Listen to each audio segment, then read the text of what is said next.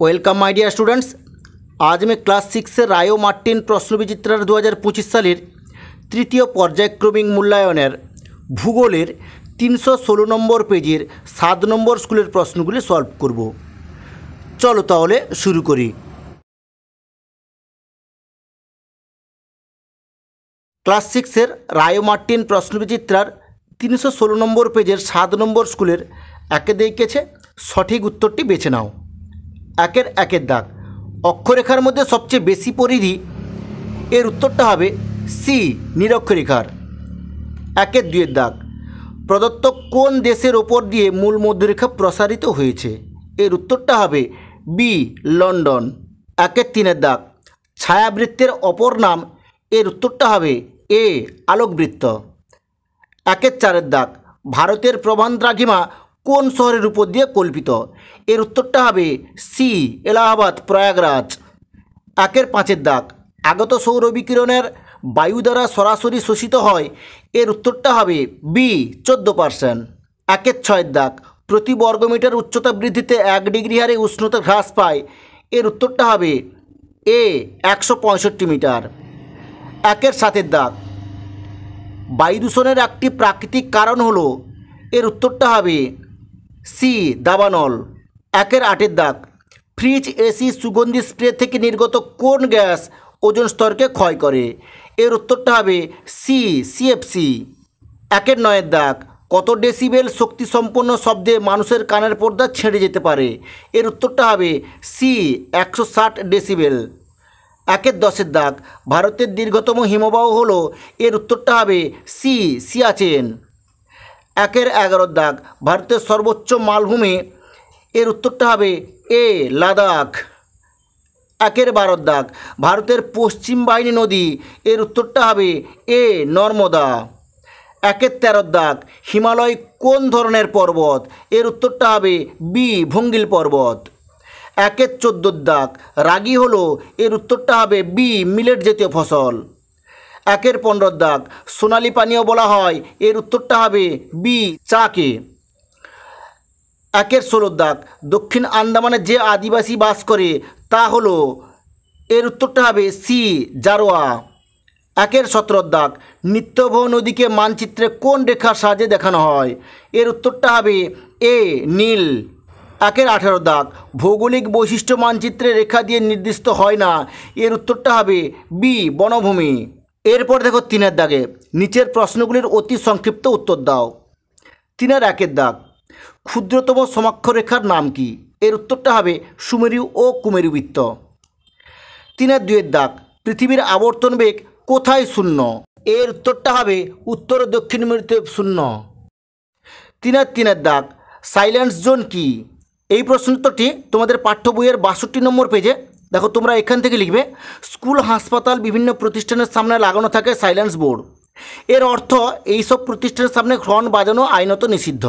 4 দাগ, লাক্ষাদ্বীপ কী ধরনের দ্বীপ, এর উত্তরটা হবে লাক্ষাদ্বীপ একটি প্রবাল দ্বীপ। 5 দাগ, ভারতের কোন রাজ্যে সবচেয়ে বেশি কফি উৎপাদন হয়, এর উত্তরটা হবে কর্ণাটক রাজ্যে।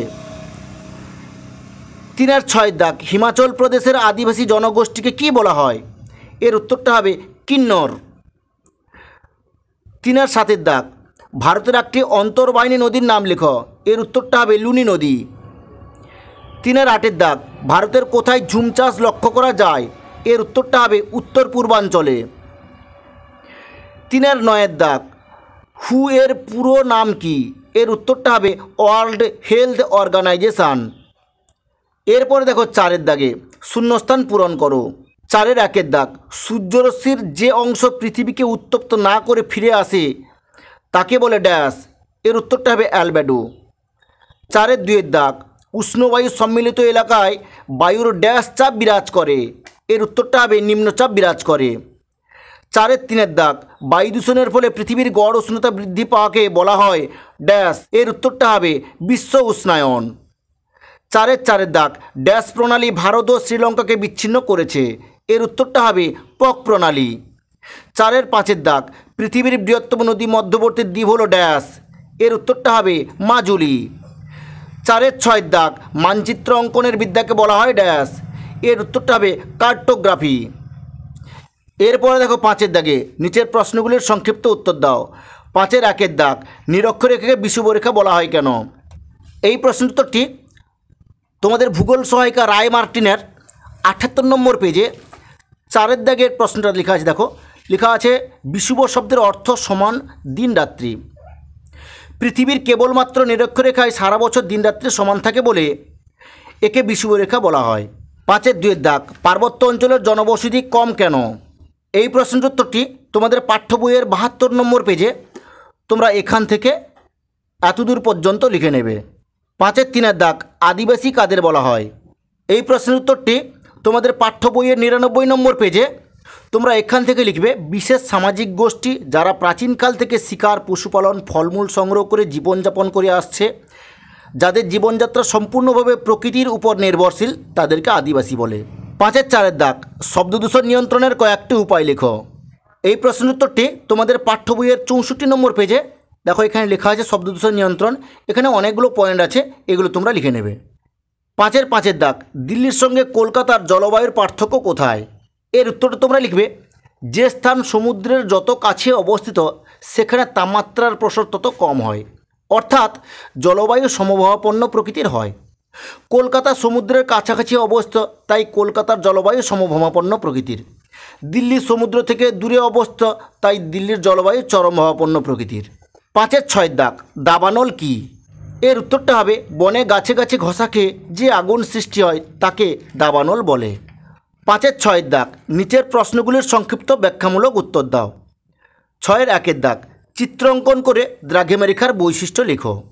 এই প্রশ্নের উত্তরটি তোমাদের পাঠ্য বইয়ের 22 নম্বর পেজে এখানে একটা ছবি তোমরা দেখতে পাচ্ছ, অক্ষরেখা ও দ্রাঘিমারেখা। এই ছবিটা তোমরা অঙ্কন করবে আর যেখানে যেরকম নাম দেওয়া আছে সেরকম তোমরা নামগুলো লিখে দেবে।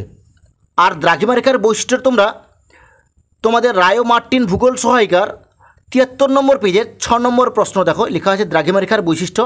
এখানে যেগুলো আছে সেগুলো তোমরা লিখে নেবে। 6-এর 2-এর দাগ, আন্তর্জাতিক তারিখ রেখাকে বাঁকে টানা হয়েছে কেন?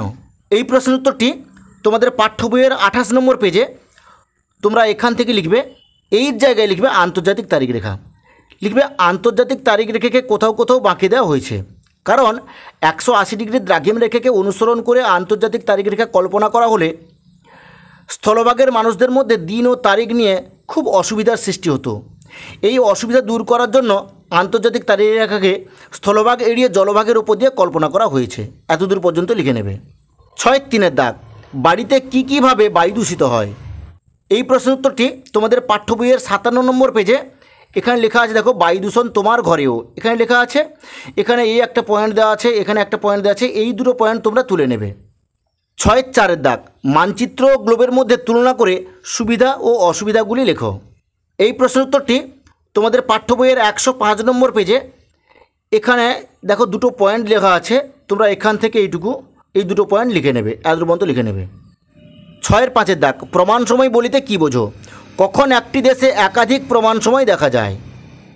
এই প্রশ্নের উত্তরটি তোমাদের পাঠ্য বইয়ের 29 নম্বর পেজে তোমরা এখান থেকে লিখবে, কোনো দ্রাঘিমা রেখায় মাথার উপর যখন সূর্য আসে তখন ওই দ্রাঘিমা রেখায় অবস্থিত প্রত্যেকটি জায়গায় সময় দুপুর 12টা হয়। সেই কারণে দ্রাঘিমা রেখাকে মেরিডিয়ান বলে। মেরিডিয়ান একটি ল্যাটিন শব্দ যার অর্থ মিড ডে বা মধ্যাহ্ন বা দুপুর 12টা থেকে যে সময় গণনা করা হয় তা হলো কোনো স্থানের স্থানীয় সময়। দ্রাঘিমা বদলে গেলে স্থানীয় সময় বদলে যায়। একটা দেশের রেল চলাচল এবং অন্যান্য যোগাযোগ ব্যবস্থার ক্ষেত্রে একটাই সময় না থাকলে অসুবিধা হয়, তাই দেশের মাঝখানের কোনো দ্রাঘিমা রেখায় স্থানীয় সময়কে সারা দেশের প্রমাণ সময় বলে ধরে নেওয়া হয়। এইটুকু পর্যন্ত লিখে নেবে। এরপরে দেখো 7-এর দাগে, প্রদত্ত প্রশ্নগুলির যথার্থ উত্তর দাও। 7-এর 1-এর দাগ, চিত্রের সাহায্যে পৃথিবীর তাপমণ্ডলগুলি আলোচনা করো।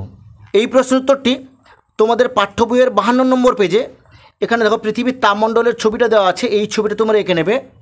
এরপরে তোমরা এখান থেকে লিখবে যে পৃথিবীর তাপমণ্ডল তোমরা দেখতে পাচ্ছ, এখান থেকে যতটা পয়েন্ট দেওয়া আছে এখান থেকে পুরোটা এত পর্যন্ত তোমরা লিখে নেবে। 7-এর 2-এর দাগ, উত্তর ভারতের পার্বত্য অঞ্চলের বিবরণ দাও। এই প্রশ্নের উত্তরটি তোমাদের পাঠ্য বইয়ের 71 নম্বর পেজে এখানে লেখা আছে। দেখো উত্তরের পার্বত্য অঞ্চল, তোমরা এখান থেকে পুরো এতদূর পর্যন্ত এই পুরো পয়েন্টটা লিখে নেবে, তোমরা এতদূর পর্যন্ত লিখে নেবে। 7-এর 3-এর দাগ, সবুজ বিপ্লব বলিতে কী বোঝো? সাতের 3-এর দাগ, সবুজ বিপ্লব বলতে কী বোঝো? কোন ফসলের ক্ষেত্রে এই বিপ্লব দেখতে পাওয়া যায়? সবুজ বিপ্লবের ফলাফল কী হয়েছিল? এই প্রশ্নের উত্তরটি তোমাদের পাঠ্য বইয়ের 94 নম্বর পেজে তোমরা এখান থেকে লিখবে। 60-এর দশকের শেষে ভারতের কৃষিতে বিরাট পরিবর্তন আসে। উচ্চ ফলনশীল বীজ, সার, জলসেচ ও উন্নত প্রযুক্তি ব্যবহারে উৎপাদন বহুগুণে বেড়ে যায়, যা সবুজ বিপ্লব নামে পরিচিত। এর পরের প্রশ্নটা কী আছে? কোন ফসলের ক্ষেত্রে এই বিপ্লব দেখতে পাওয়া যায়? এর উত্তরটা হবে গম।